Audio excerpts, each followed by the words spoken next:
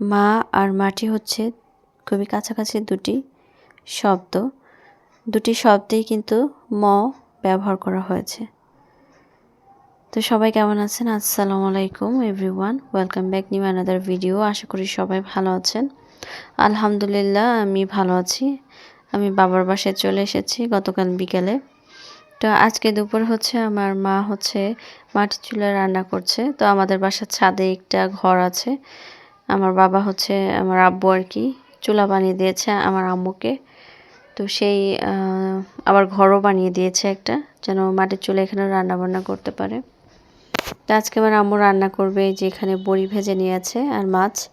অনেকেই বড়ি চিনে আবার অনেকেই চিনে না, তবে আমরা খুবই পছন্দ করি শীতকাল আসলে বড়ি খেতে। যদিও আমরা ঢাকাতে থাকি, আমরা নিজেরা বানাতে পারি না, তো আমাদেরকে অনেক মানুষ আত্মীয় স্বজন বানিয়ে পাঠিয়ে দেয় আমাদের বাসায়। এটা অনেক আগে আমার বাবার ছাদ বাগান দেখিয়েছিলাম আপনাদেরকে। তো এটা ছিল আমার বাবার ছাদ বাগান।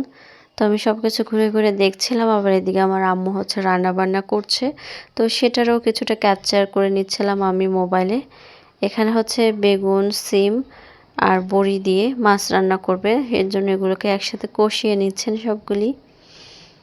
এই যে সিম গাছটা দেখতে পাচ্ছেন, এটা কিন্তু আমি অনেক আগে আপনাদেরকে আমার ভিডিওতে দেখিয়েছিলাম। আর যখন এই বেগুন গাছগুলো দেখিয়েছিলাম তখন কিন্তু বেগুনের চারাগুলো সবেমাত্র লাগানো হয়েছিল, তখনও বেগুন গাছে কোনো কিছুই হয়নি।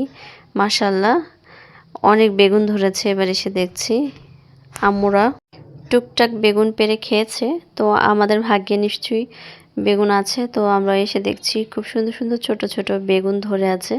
তো আমার আব্বু বললো এগুলো কালকে পেড়ে ফেলতে, এগুলো নাকি আর বড় হবে না। দেখেন আল্লাহর একটা কি নিয়ামত, তাই না? ছোট্ট ছোট্ট বেগুন গাছগুলোতে কত সুন্দর সুন্দর বেগুন যে হয়ে আছে, মাশাল্লাহ অনেক সুন্দর লাগছে দেখতে বেগুনগুলো। আর এদিকেও কিন্তু একটা সিম গাছ, এই যে থোকায় থোকায় কিন্তু সিম অলরেডি ধরে আছে। আমার মায়ের বাড়ির পাশে আর কি রাস্তা, তো এখান দিকে যানবাহনগুলো খুবই যাতায়াত করে। তো এত পরিমাণ শব্দ হয়, মানে ভয়েস দেয়া যায় না, যখনই দিতে যাই তখনই মানে যানবাহনের এত শব্দ আসে বাসার মধ্যে বলার বাইরে।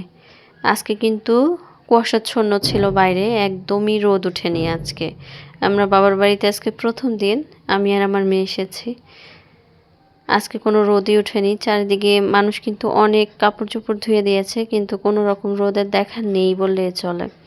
আল্লাহ পাকই জানে এরকম শীত কতদিন থাকবে। যত শীতই থাকুক না কেন, যদি রোদ উঠে ঠিকঠাক মতো তাহলে কিন্তু শীতটা অত মানুষের অনুভব হয় না। এই যে দেখতে পাচ্ছেন এইগুলা কিন্তু সব কিছুই আমার আব্বু করেছে নিজ হাতে। এই যে আমরা এগুলোকে জাংলা বলে থাকি। এই জাংলায় যতগুলো দেখতে পাচ্ছেন, মানে যতদূর পর্যন্ত জাংলা দেখতে পাচ্ছেন সবই আমার বাবার বা আমার আব্বুর হাতের ছোঁয়া। তো এই যে এদিকে আমার আম্মু তরকারির মধ্যে ঝোল দেওয়ার পরে ঝোল ফুটে আসলে যে মাছ দিয়ে দিয়েছে। মাটির চুলার রান্না বলে কথা। মাটির চুলার রান্না কিন্তু এমনিতেই স্বাদের হয়ে থাকে অনেক। তো ওই তরকারি রান্না বান্না শেষ, এদিকে হচ্ছে আমার মা বাচ্চাদের জন্য ফুলকপির তরকারি রান্না করবেন। বাচ্চারা যেহেতু বেশি ঝাল খেতে পারে না, এর জন্য ওদের জন্য আলাদাই রান্না করে আমাদের বাসায়। তো শ্বশুর বাসায় আলাদা রান্না করি, আমার মেয়ে একটু ঝাল কমই খেতে পারে। তো যে এদিকে ওদের তরকারিটা হয়ে যাচ্ছে। তো ভিডিওটি কেমন লাগলো অবশ্যই সবাই জানাবেন কিন্তু।